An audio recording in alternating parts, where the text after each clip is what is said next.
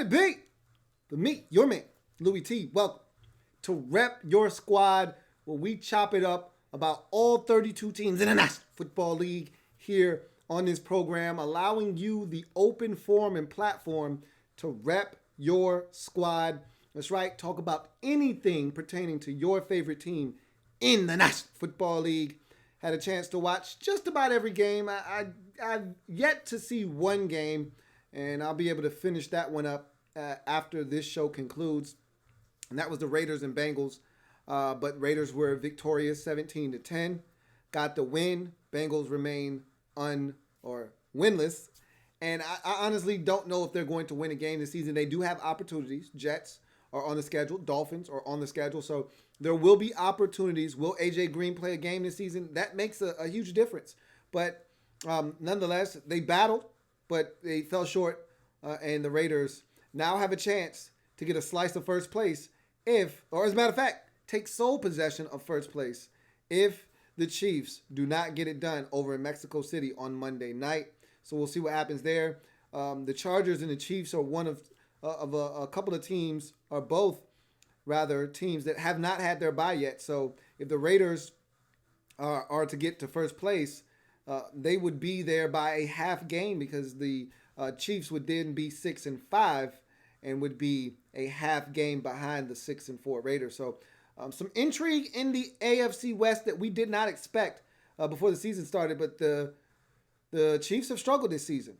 They've struggled playing defense, which we thought would be the case, but they've struggled on offense at times this season as well. And then, the Mahomes injury did not make matters any better. So there's that as well. But in any event, I'm going to open up the phone lines to you guys and allow you guys to call in, rep your squad.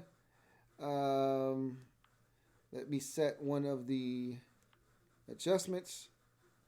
And we are off and running. So, got a call, going to go ahead and take it. You're on live with your man, Louie T. Who am I speaking with? Hey, you are speaking with JCamman99. What's going on, JCam, man? Rep your squad. All right. So, obviously, my squad's the Bills. You know that. Yep. We are down to, 6 games left in the regular season, correct? Yeah. Correct. Correct.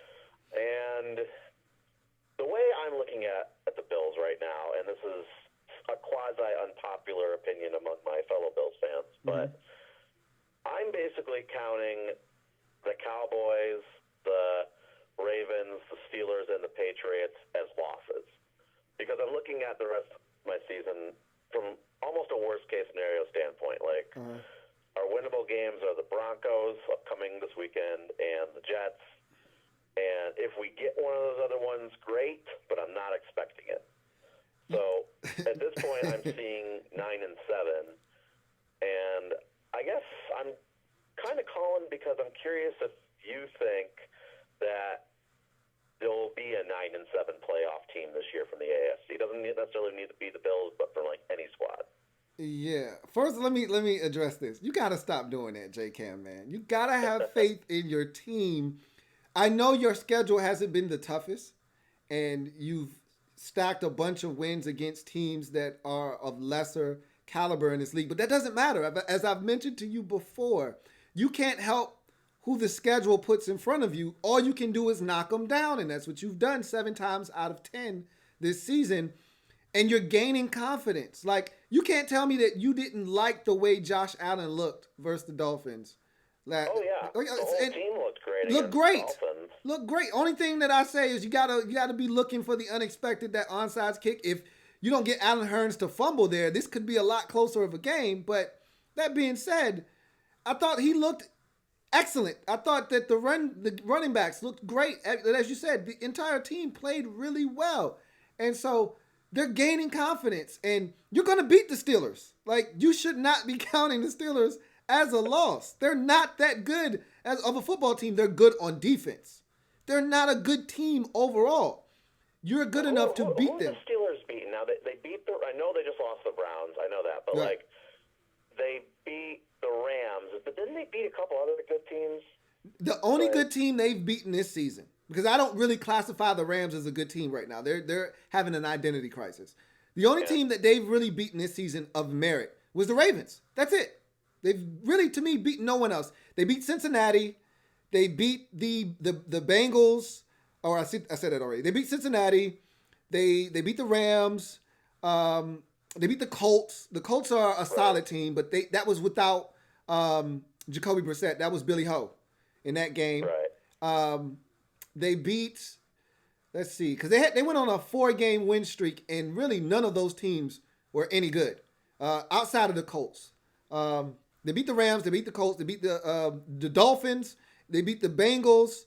So I mean, these are the teams that they're beating. You know what I'm saying? Yeah. So, I wouldn't classify the Steelers as a really good team. They play good defense, but they can be had. I understand All right, well, let's forget about the Steelers then. What about the Raiders and the Texans? As playoff teams, or are those winnable games? Do you have those teams on your schedule?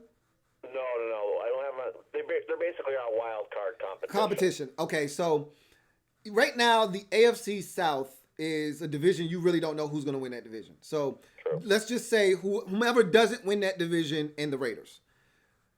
I think the Raiders are going to win 9 games. 8 minimum, 9 maximum. I don't see them as a 10-win team.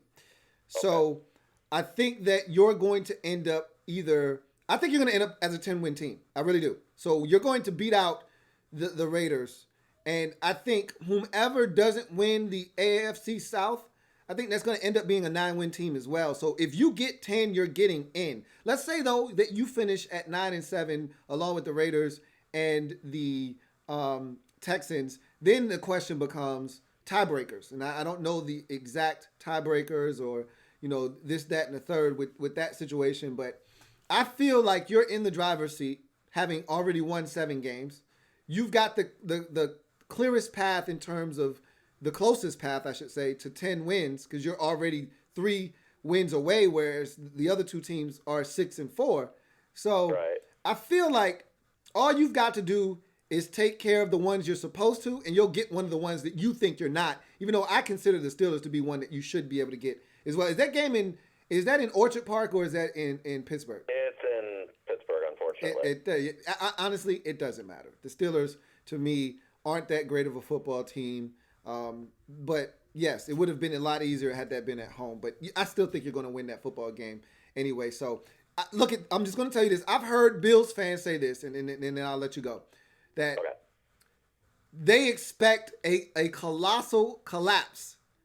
That this team doesn't make the playoffs. You guys have got to stop thinking so negative. And I get it. I know it sounds crazy because, and it does to me too. Like I think they even put a graphic up yesterday at some point saying Bills haven't been this good in 20 years, and I'm like, I know. Yeah. But in those 20 years though, the Bills have beaten winning teams. Mm-hmm. And this year, now granted, admittedly, we haven't played a lot of winning teams. I will fully admit that. But, I really can't trust this until we beat somebody who's winning. Right. Anybody. Maybe the Steelers, maybe the Cowboys. Yep. But until that happens, it's just kind of okay. I understand, man. I totally understand where you're coming from. That was the same argument Redskins fans had last year when we were 6-3. We hadn't beaten anybody. All the good teams we played on the schedule, we had lost to. All the bad teams we had beaten. And that house of cards collapsed once Alex Smith got injured. But the difference between that team and your team is that you actually play defense. We didn't. We weren't a good defensive team. The one thing you guys need to clean up is your run defense.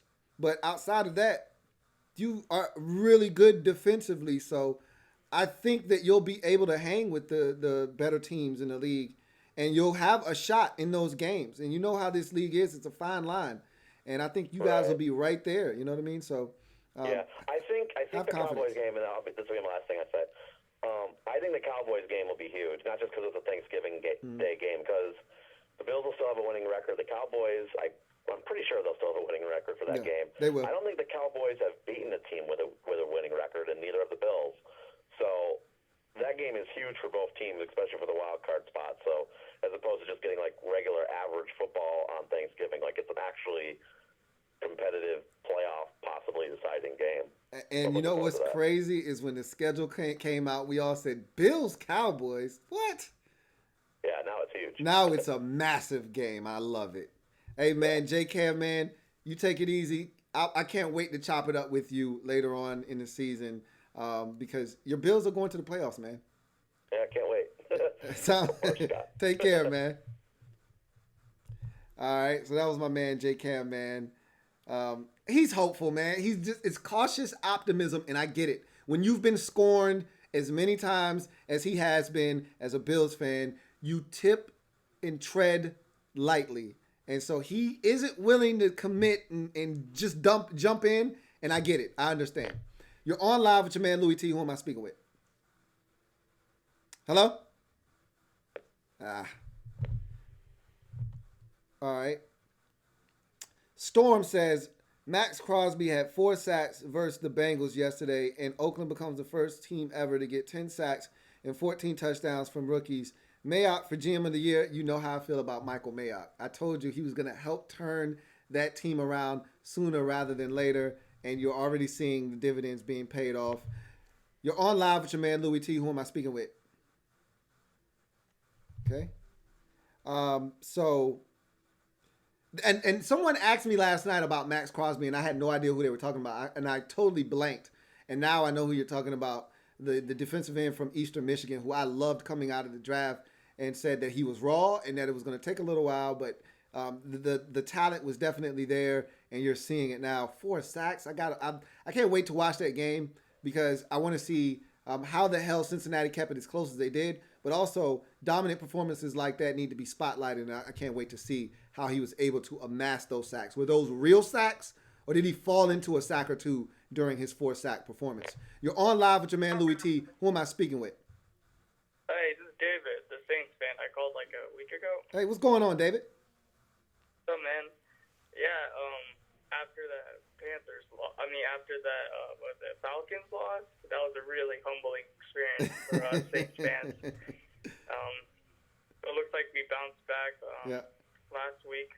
Yep. But I was going to ask you, because you seemingly, you know the film a lot better than I do. Mm-hmm. The Saints offense has been struggling ever since last year's Cowboys game. Mm-hmm. It's never been, able to 100% recover.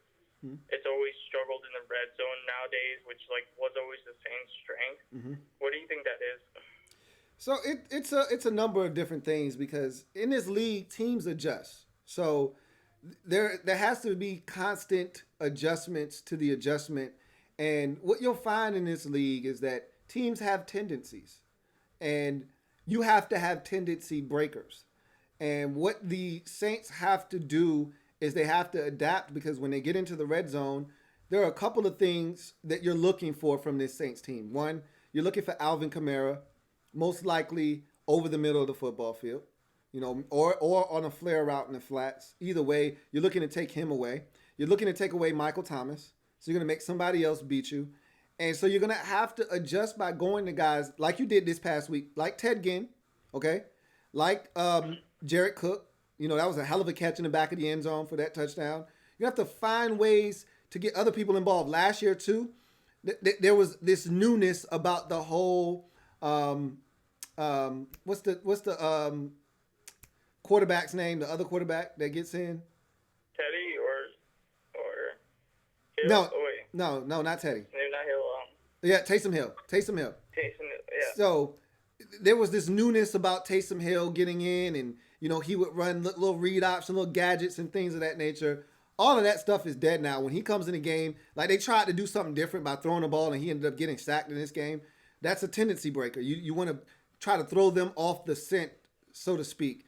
And what teams have done is they basically, when the field shrinks, they start focusing in, because to me, when you get in the red zone, it's not so much about plays as much as it is about players.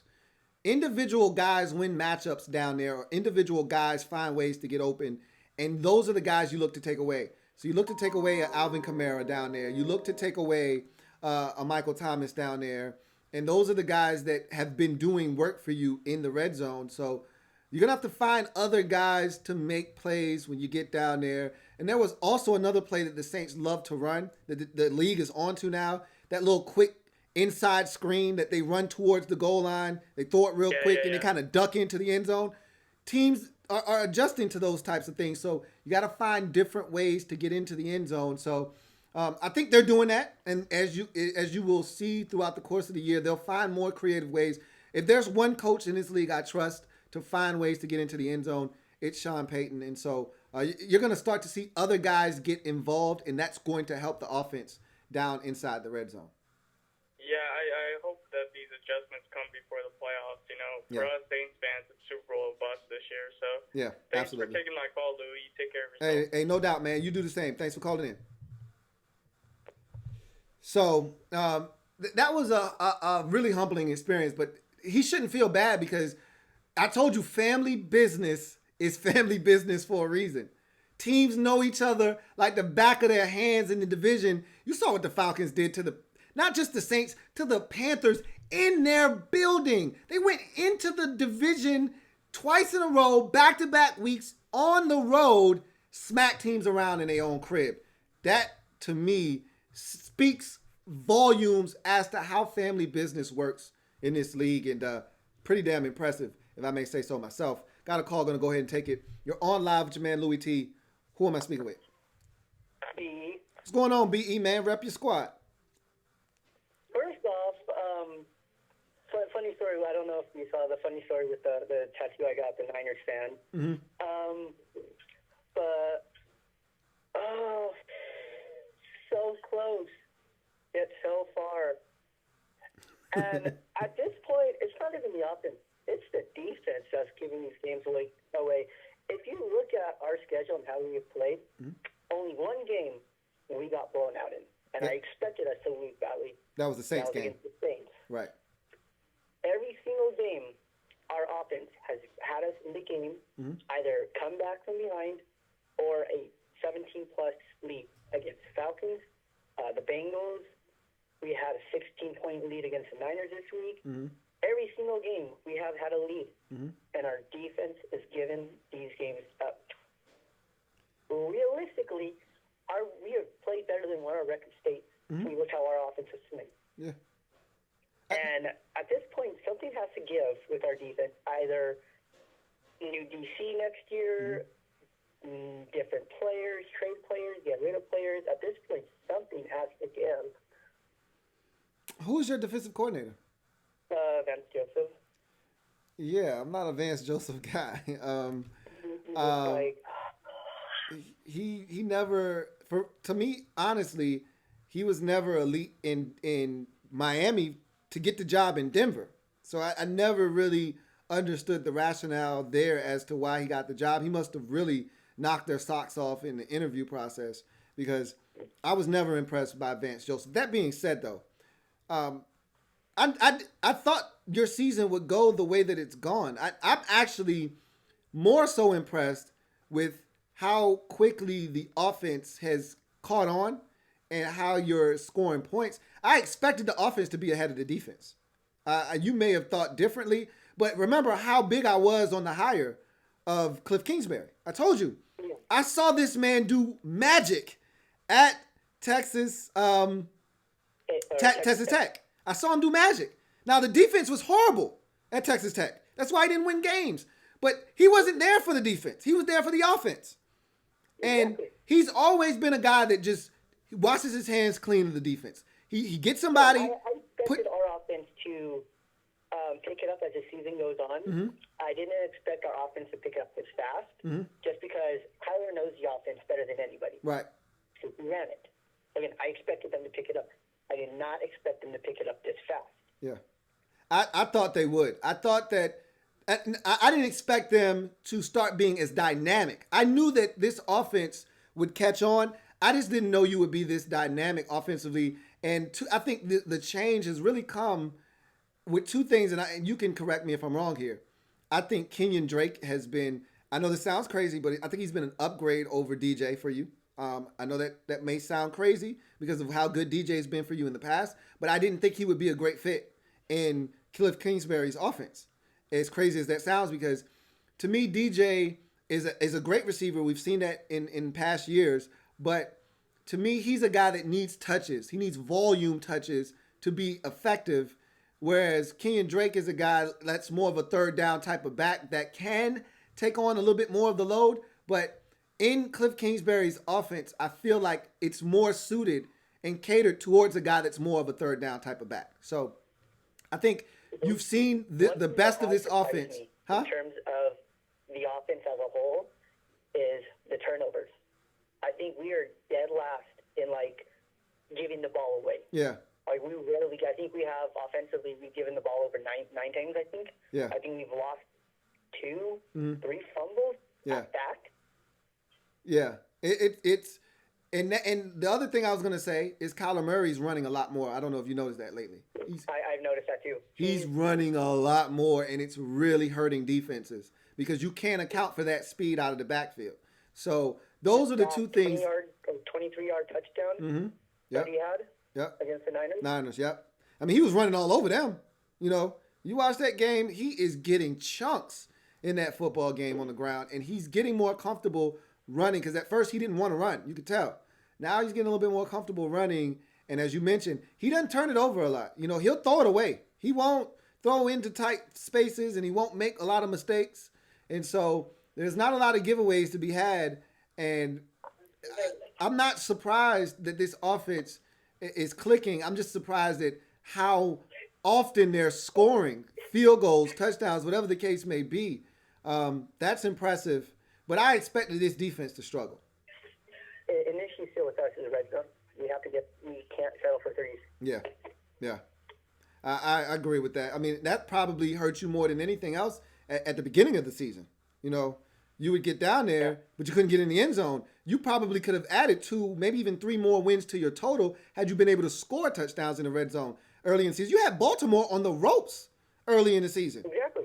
You know, so there were games that you had opportunities in, but, you know, whether it's this or that, whatever the case may be, but you're figuring some things out, man. That you're a fun team to watch. I can say that much. You're a fun team to watch. A play that did piss me off against the Niners was that PI on Joe Walker. Yeah. How is that a PI on him? He's going for the ball. It's just the offensive players on him, on his back. Yeah. Those are the types of plays that are maddening when they go against you because, I mean, what do you want the guy to do? You know what I mean?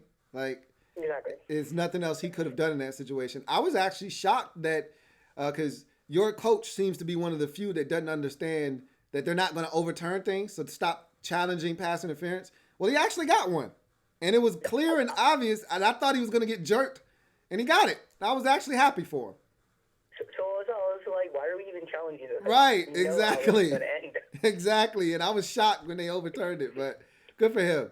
But ABE, man, you guys are doing some good things, man. You're a fun team to watch. Yeah. You're dangerous too. That tattoo though. Yeah. Hey, did you guys talk about the upcoming game when you were getting it? Actually, no. The funny thing is, I didn't find out until about halfway. Oh, okay. And he was even saying, he's been a fan from the Joe Montana days. Okay. And even though he's a 49er fan, he'll still watch the Cardinals and follow the Cardinals because he's out here in California, and he's been, he wants to keep up with the team. Got you. Okay. That's pretty cool, it was man. only $120 too. Oh, pretty cool, man. And it looks good. Man. It is. Did it hurt? The only part that hurt was up in the top where the wing was and the yellow part. Yeah, okay. Gotcha. Everything else was just like chilling on my phone on Twitter. All right, BE, look at you being a soldier over there, man. Well, it looks good. Your team is improving, man. They should be a lot of fun down the stretch, man. And appreciate you calling in and repping your squad. Next year's going to be interesting. Yeah, for sure, man. Appreciate you repping your squad, BE. See ya. Yep. All right. Ali Side says, hey, Lou, might be biased, but the Raiders probably have the best rookie class this year. By the way, Crosby is a beast now. We just need a linebacker and a receiver. Cough, Jerry Heist. Yeah, man. You know what? I said that the Raiders did a really good job in the draft. The only pick that I didn't really care for was the first one. Outside of the first pick in the draft, I thought you guys absolutely killed it, and you're seeing that. You know how I feel about Foster Moreau. Thought that was a steal. He's been really good for you. Trayvon Mullen has been really good for you. We see what you're starting to get a lot out of the wide receiver from Clemson as well. Hunter Renfrow, he's playing well. Max Crosby is starting to tear it up. So you're starting to see this draft class really pay dividends for you, man. And I told you Michael Mayock would come in and help you change things much sooner rather than later, and he's doing exactly that. Got a call, going to go ahead and take it. You're on live with your man, Louie T. Who am I speaking with? It's your boy Nick. What's good, Lou? What's going on, Nick and Knight? Not much, bro. The whole first half of that game pissed me off so bad. Oh, I knew you was fuming, bro. As I saw the score keep going up and up, I kept saying, man, I wish I could hear my man Nick going nuts right now. Like, it was so goddamn stupid. Like, we were getting smoked, and we continued to play conservative as shit. Like, we just kept on some goddamn 3 and 4 yard passes over and over again. Like, finally, once we got to the second half, obviously we adjusted big time. And fucking Kirk Cousins damn near ripped for like 300 passing yards just in the second half alone. He was in his bag, bro. The friggin' Broncos pretty much said, we ain't going to let Dalvin Cook do shit. So we're going to have Kirk Cousins beat us. And that's exactly what we went out there and did.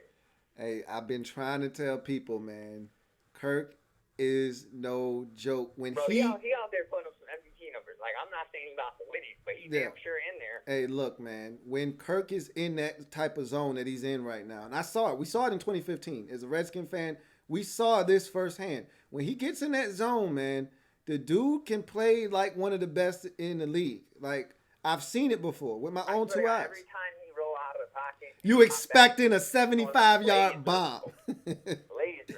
Yes. I mean, the throw to not the first one, but the second one for the touchdown over the middle of the field, that's a stupid throw, man. The one you did? Yes. That's a dumb throw, man. That reminds me of Chris Harris talking shit before the game, too. He said, this man Diggs over here been flying by other corners, but I ain't about to happen to him. So what happened? This man gets smoked for a 56-yard TD or 53 yards, whatever it was. It was a thing of beauty, man. And the way he threw that football up the field so that the safety couldn't come over and that Chris couldn't get back into play. I mean, and remember, that's rolling out to your left, stop, plant, turn, and then gun it. I mean, the first one he had to Irv Smith was pretty damn nice, too. I mean, he was just on the money, man. And the thing I loved, I know you said they were being conservative, but it was that same conservative nature that opened up those plays later on in the game because they stuck to the run. They stuck to the play action because, as we all know, that's when Kirk thrives. Dalvin couldn't do shit. He only had like about 2-3 good plays. Right. Honestly, the only good play we had in the first half, and I hate to say it because I hate this man with a goddamn passion, was the interception, and I was going to get you for that. I was going to get you. God, bro, when I seen that shit, I was like, I don't even want to give this goddamn man some credit, but I got it. Hey, if Sendejo doesn't make that pick, y'all lose this game. You know that, right? That and they missed the damn field goal. Ain't no one ever missed a goddamn field goal against us. Neither one missing a field goal. Hey, I got to give credit where credit is due, though. Tim Patrick and Cortland Sutton, they were beasting on y'all ass. Honestly, that one play, he had that, I think it was like a 40-something yard catch or something. The one where he caught it on Trey Waynes. Like, Waynes can't even be in a better position. It ain't nothing you can do, bro. It ain't nothing you can do, man. Like, those dudes was making some crazy catches. I mean, they were beasting. I told you that boy J. Ron Curse was nice. That's 2 weeks in a row. Yeah. Hey, I swear he was there early on that last play of the game. You ain't telling me nothing, man. He held, but they also Noah Fant pushed off on him early, right before it. I said, look, if they ain't call it, it's all good. But I could have sworn that man had a nice, good piece of the cloth, and then he swung him. That pissed me off the most. The play that had me the most pissed off was that stupid 4th and 1 where they went for it. I swear to God, he didn't get that first down. I didn't think he had it either, man. I thought that was a generous spot. Touchdown run. How the hell did they not blow that dead? I didn't have a problem with that. I didn't have a problem with that one, but I had a problem with the 4th and 1. I didn't think he got that. I didn't think he made it to the line again. Because he didn't think you were gonna win, and you probably wouldn't have. Stupid illegal formation on the field goal, but they actually changed it again. They called it an illegal formation because he lined up over the center. I was like, are you right? Shit? And it gave him a first down. Yeah, I mean, y'all were trying y'all hardest to lose this game, man. Y'all tried. But the dumbass but the Broncos said, "Hey, we 3-6 for a reason, man. About to be 3-7." There was a 4th and 3 early in the first half where we jumped offside. Yeah. And a bunch of idiots. Yeah, gave him a I first was down. sauce. Yeah. I'm telling you, you were trying your hardest to give them this game, and early on they were ready to take it. But second half, y'all turned it up, and in typical bad football team fashion, they heard footsteps.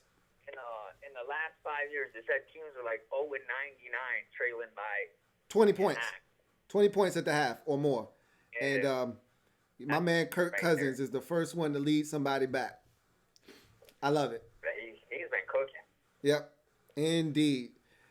8-3 into the bye, man. Y'all looking good. I'm still not convinced, as I told my man Black L.A.B. I'm happy with the way the offense has been playing. The defense is what's been pissing me off. We give up too much damn space in between. Like, I don't understand on 3rd and short why we continue to play off coverage on a guy. Because you don't want to get beat deep. You're scared. That's where confidence comes into play. If you're confident in your abilities, you'll come up and delete the airspace. But when you're scared that you're going to get beat deep, that's when you play off because you don't want to give up the big play. So yeah, because man, Xavier Rose been getting his ass lit up every like week. A birthday cake. Every damn week, his ass is getting lit up. Yeah, we gotta restructure his contract to get rid of his ass. He might end up getting cut or something. He is tripping. But he is bad. Anyway, hey Nick, man, appreciate you calling in and repping your squad, bro. No problem, bro. Be easy. Likewise. And they playing some exceptional football, man. I mean, I may not believe because of that defense, but their offense right now, like he said, they cooking, man. Kirk is cooking. Dalvin Cook is cooking. Hell, even Olabisi Johnson. Your mama named you Olabisi. I'm going to call you Olabisi. Johnson is out there playing ball. Like, they getting contributions from everybody. And I mean everybody on that offense. Hell, they even had Conklin, who didn't even have a catch all season, chiming in with a couple of big grabs in that game. Everybody is contributing in Minnesota offensively, and you're seeing the benefits of that as they're now 8-3. And don't look now, the Packers don't have any margin of error. Those boys are right on their ass. That should be a fun finish to the NFC North this season. You're on live with your man Louie T. Who am I speaking with? Hey, what's up, Lou? This is Tracy. What's going on, Tracy? Rep your squad. Redskins, man, you know it. All right. Yeah, man, I just over the last like maybe 5 games or so, I watched every game start to finish, but I ain't really give a fuck what was going on, you know. So then yesterday, something different, man. I was like, man, once it was about like 2 o'clock when I was watching the game, and I got so disappointed, so hurt. I was like, man, how did they do that? How did they lay an egg? How did they prepare for 2 weeks? Like, how they let Jamal Adams kind of wreck the game like he was rushing like he was Aaron Donald or something, man. Like, I didn't know what the hell was going on, man. But I did see a couple good points, man. Like, I was happy with Geis because I've been a big Geis supporter regardless of the injuries, you know what I'm saying? So I was happy to see that. But I was wondering, man, what took them so long to get him in the game? AP weren't really doing too much. So what took them so long to get his first touch and all that stuff? I mean, that's a question that they asked at the press conference. Like, why? Because the back with the most snaps in the game was Wendell Smallwood. Right. So yeah, but okay, they're making Wendell Smallwood play like the Chris Thompson role. Right. But I thought in a press conference earlier, I think last week or something, I thought they said Geis was going to be going that. Like Wendell Smallwood, like I mean, yeah. To me, I ain't gonna say he's been terrible, but I mean, I guess coming from, Chris Thompson kind of he spoiled us, yeah. Absolutely. Smallwood he's not really killing that role like that. You know what I mean? Right. Like I think Geis could do at least what the hell Wendell Smallwood was doing, right? That's what we assumed, and as you mentioned, they talked about it during the course of the week that Geis would get some opportunities in some third down situations. I don't think they're as comfortable with him in blitz pickup. That's why we didn't see him a lot. I think they trust Wendell Smallwood in that department a little bit more than they do Darius Geis. As I told you, Darius Geis's hands aren't the most official, Right. So I think that's something else that they took into consideration. But I, like you, thought that he could have handled a little bit more of that third down workload than he did. But at the same time, I was like, look, everybody else was clamoring for him and they wanted more guys. And I'm like, yo, I just want this man to get through this game without getting hurt. The last time we tried to put a lot on his plate in week 1 versus Philadelphia, the man hurt himself. So I'm like, And look. I didn't even see when the hell he hurt himself in that game. I still ain't seen it. Hey, none of us did. All I know is, and that's why I said, I'm not even sure he got out of this game healthy. I'm going to wait. Man, don't say that. Nah, he's fine. We didn't hear anything.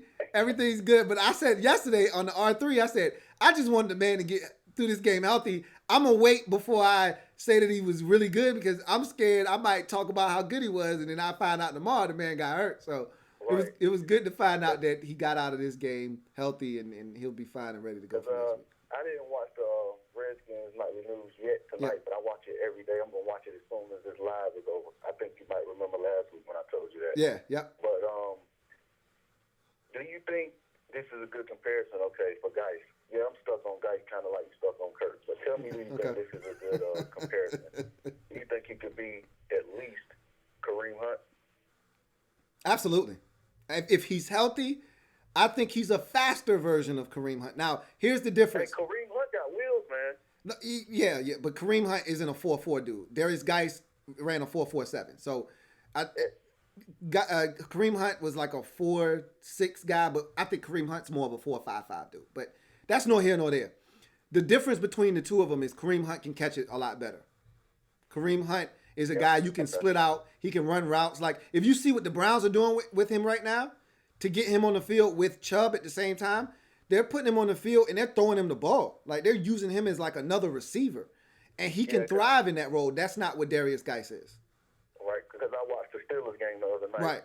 And I was like I thought they were using Chubb as maybe a fullback and Hunt was a running back when they had them in together. Mm-hmm. But I was like, nah, man. I was like, damn, they really using Hunt like Le'Veon Bell, Christian McCaffrey. Exactly. And that's not what Darius Geis is. He is not that kind of back. So you don't think he got that in him? I don't. I didn't see it at LSU. That doesn't mean it's not there. But I don't see natural pass catching ability either out in space. I don't see him with the ability to put a move on somebody, run a crisp slant or something like that to get open. Like Kareem Hunt actually can run, like you said, like Le'Veon Bell, and guys like that, like Christian McCaffrey, can actually run routes, can actually be a threat to catch the football. I don't see Darius Geis as that kind of guy. I don't. Right. Okay. And next I wanted to talk about, and I'm from North Carolina, so I guess that's what kind of won me over, man. Hey, get Paul Richardson ass out of there, and let's put Kelvin Harmon as 2. What you think? Hey, look, I said, and you said you haven't watched the Redskins Nightly News, so I'm gonna let you watch that. My points, you know what I'm saying? If it's already been talked about, I'm gonna watch it anyway. So. Yep. I said I like Paul Richardson, and I want him on the team next year because I do think he has value, and I do think he brings something to the table. But for the remainder of this season, I'd love it if we could get Kelvin Harmon and get the rest of those reps at the 2. I would really like that because I love what I saw yesterday. Right. So I personally would like to see Harmon get those reps, and Dwayne Haskins seems to have a little bit of a rapport with him. I'd like to see him stay in there.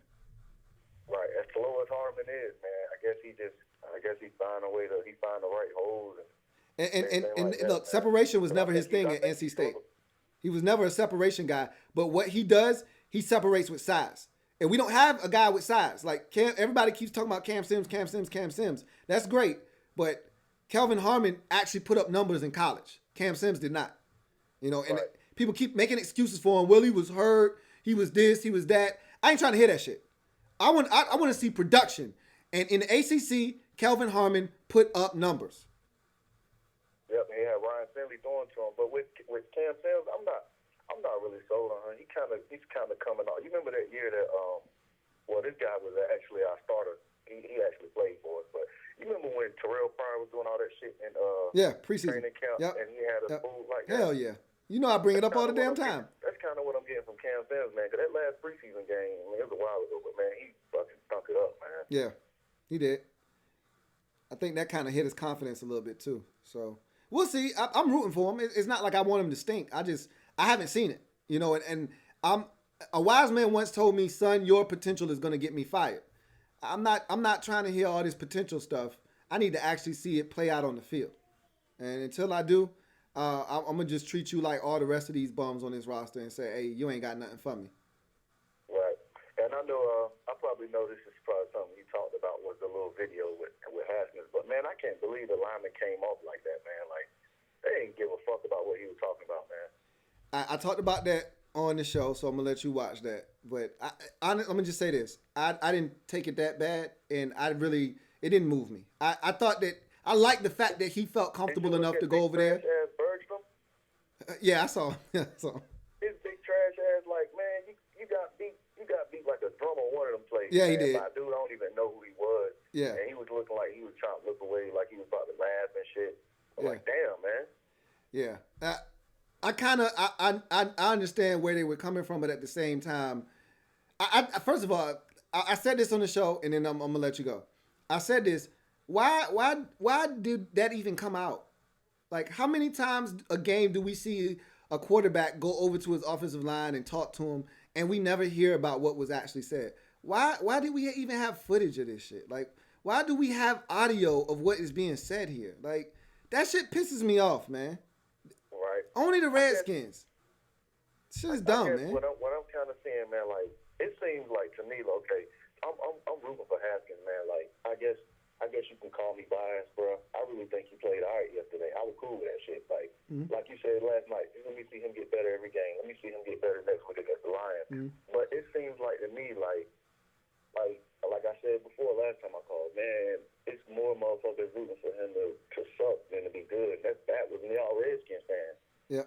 Because everybody, this is the thing. I'm going to let you go after this. Everybody wants to be right. And if you think he's garbage, you want that validation. Or some people, they want the new shiny toy. And the new shiny toy is Joe Burrow or whoever is the next big quarterback because Tua just got hurt. So, you know, they want that next guy. So instead of trying to work with the guy you already have so that you can fill some of the other voids that we have, because we got plenty of voids on this roster. It ain't just quarterback. And to be honest with you, I think Dwayne's going to actually be a good quarterback. But you got people that just want to be right or they want the new shiny toy. And that's fine. Like you said, we all here for the same common goal, and that's the Redskins being good. And if Dwayne proves to be good, all those people that's rooting against him will be rooting for him. So we'll see what happens. But, hey, Tracy, man, I appreciate you chiming in and repping your squad, bro. You have a good one. Take care. You too, man. No doubt. So, and that's an unfortunate state of affairs, but that's any fan base. I mean, I can tell you right now, there's fans for the Carolina Panthers that want Cam Newton back, and there's fans that want him gone. And that's like that in every fan base. When you get that kind of polarizing player or position, you're going to get people on both sides of the fence. And that's just the way it goes. It's unfortunate, but that's the way it is. Ali Side says, hey, Lou, Raiders just signed Preston Smith. Not Preston Smith. I think you signed Preston Brown at linebacker. He's solid. He's not great. He's solid.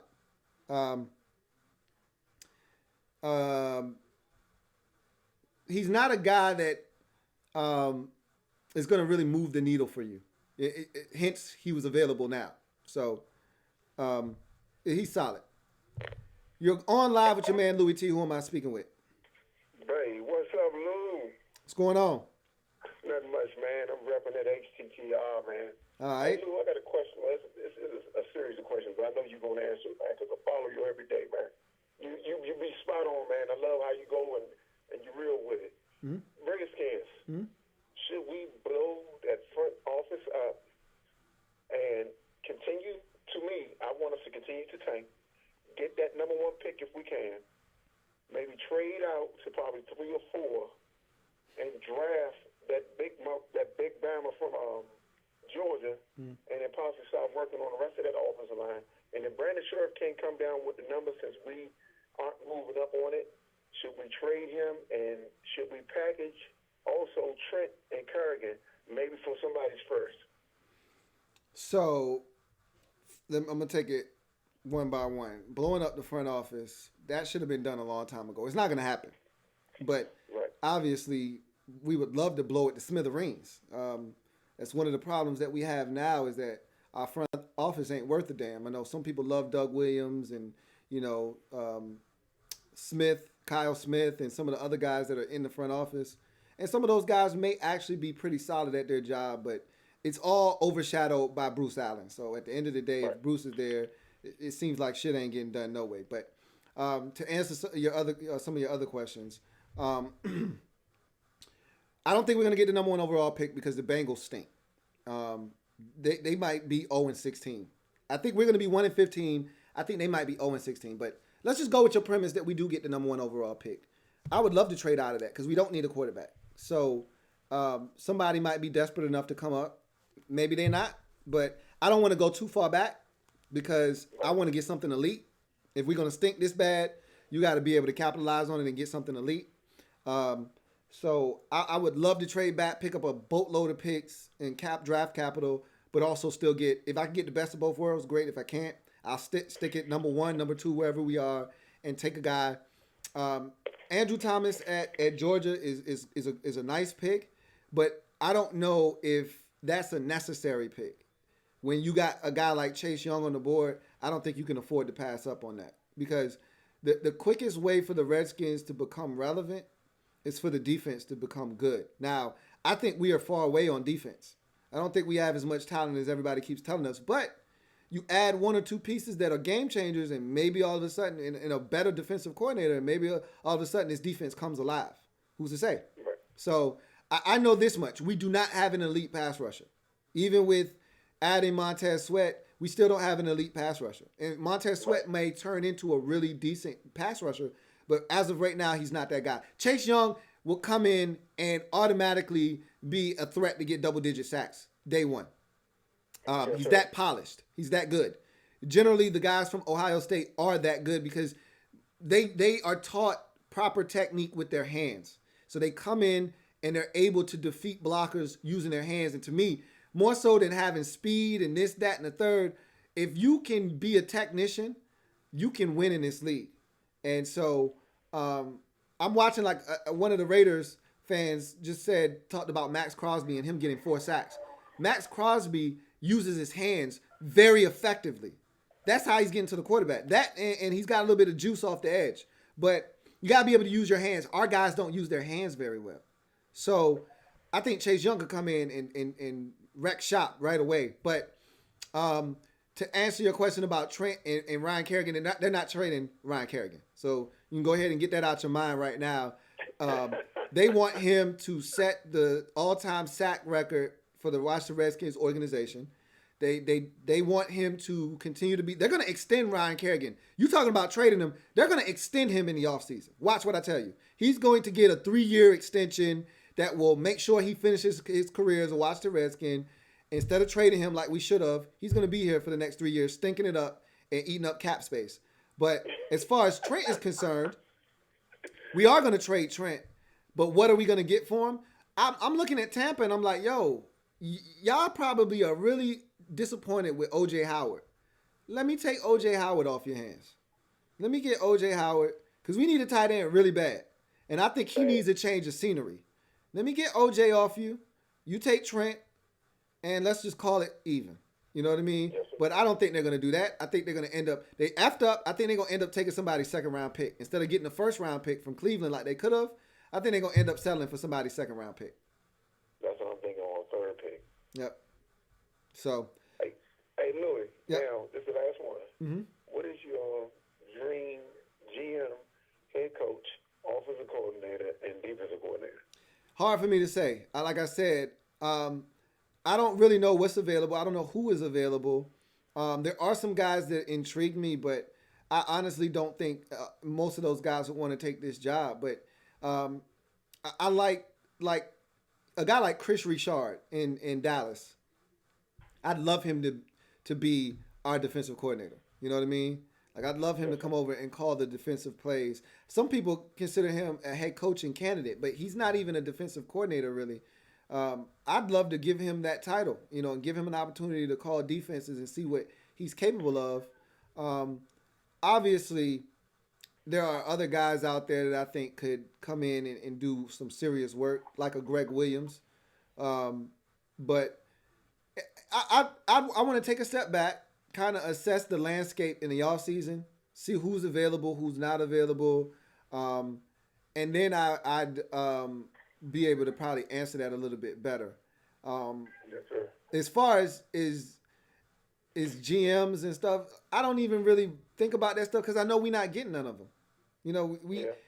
Bruce Allen isn't going anywhere. Like, I know this is not happening, so I don't even allow myself to think that way. Right. So, sorry if I couldn't answer your question, but yeah. Thanks, Lou. Hey, no doubt, man. Appreciate you chiming in, bro. Have a good one. Thanks for the show, man. Continue on doing what you do, big bro. No doubt. Appreciate you. All right. So, Mo L says, think we skip on drafted Chase Young top 3 because we just drafted Sweat? No, I don't think that's the case. Our organization does some dumb things. I don't think they would pass on Chase Young if he is available at our pick. So, no, I don't think that it would even cross their mind. Let's see.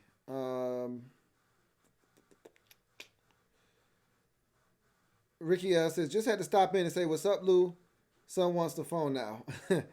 Hey, man. What up, Ricky L? I'm so disappointed in your Eagles, man. I thought y'all were going to win that game. That really sucked yesterday. So I'm really disappointed in that. Let's see. I think I got a couple more comments, and then I think we could take one more call. I'm going to read some more comments. Double A says, I called the Bears and Steelers fall from grace. Told you the Bears. He said, told you the Bears were the new Jags. Their offense was all gimmicks, no substance. I remember you saying that as a Vikings fan during the offseason when we were heading into the regular season. And I thought the Bears defensively would be able to carry them. Got a call. Going to go ahead and take it. You're on live with your man, Louie T. Who am I speaking with? Louie T, it's JP. How you doing? What's going on, JP? Going on, man. I just got off work not too long ago. Sorry, there's a little noise. I'm in the car right now driving home. Oh, good, man. Hey, listen, man. These Redskins, they're trash. I love my team, Lou, but they're absolutely trash. I don't know what to do anymore, man. I want to be positive. I want us to win, but it's hard to do that right now with things the way they are. Mm-hmm. It really is.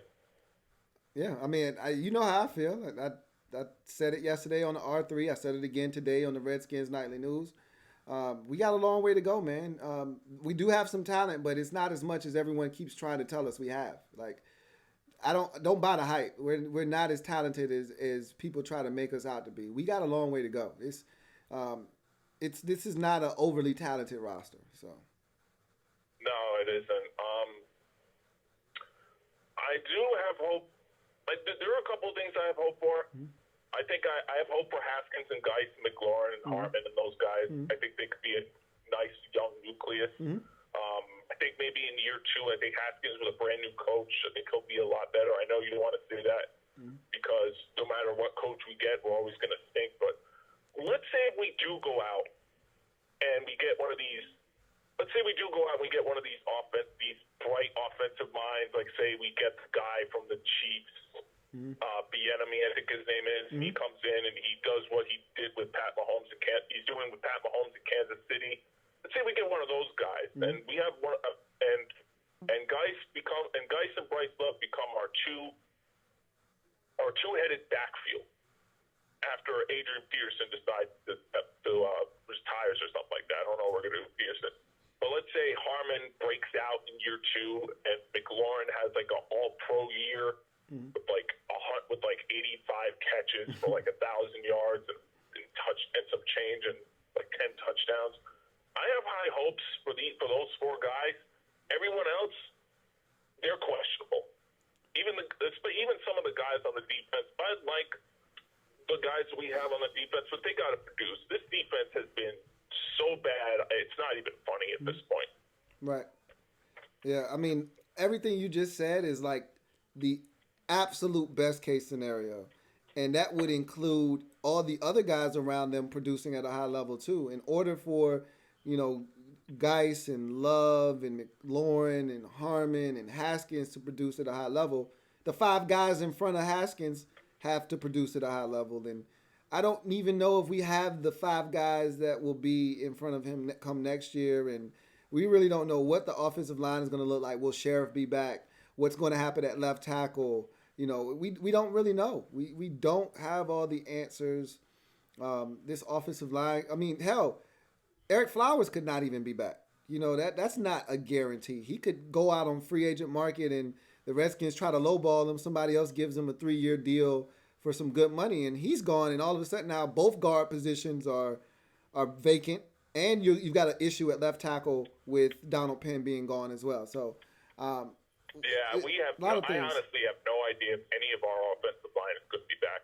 You know what I do like? I like that Flowers is playing well. I'd like to keep him. Maybe give him maybe a two-year deal. Mm-hmm. Maybe go get our left tackle in the draft. Maybe keep Donald Penn. I'd like to keep those two guys. Donald Penn actually has been pretty solid. Yeah. He's not Trent, but he's good enough to give you quality play at the left tackle position. Yeah, he's been exactly what we needed him to be. So, yeah, I agree with that. Yeah, the right side, that's a different story. I don't foresee Moses being back. I'm hoping that we could bring back Sheriff, but it's going to take a boatload. It's going to have to take a lot of guaranteed money to keep him in Washington, because that's what the guys do now. They want guaranteed money in case, they have to retire earlier for, like, career-ending injuries. That's why you see all these players holding out for bigger contracts with more guaranteed money. You saw Mac do it. You saw Donald do it.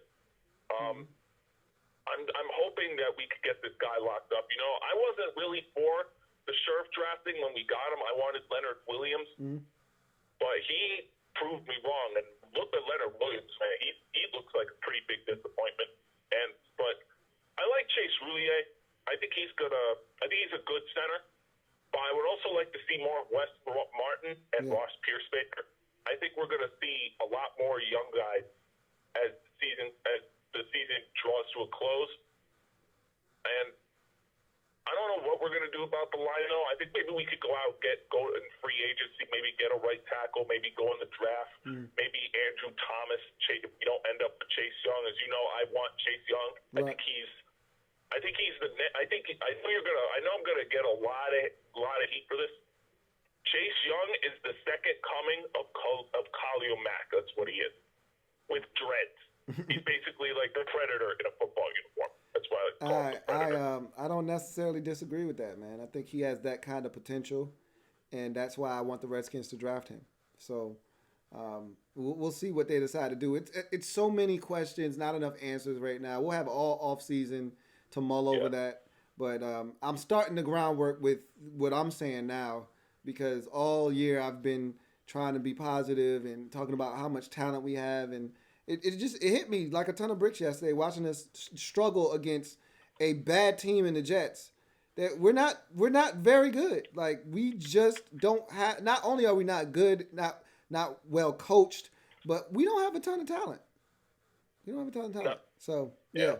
No, we don't. But again, coaching can maybe the right coach can make a big difference. The guys just get the right guys on the staff. We just need to draft, like you said.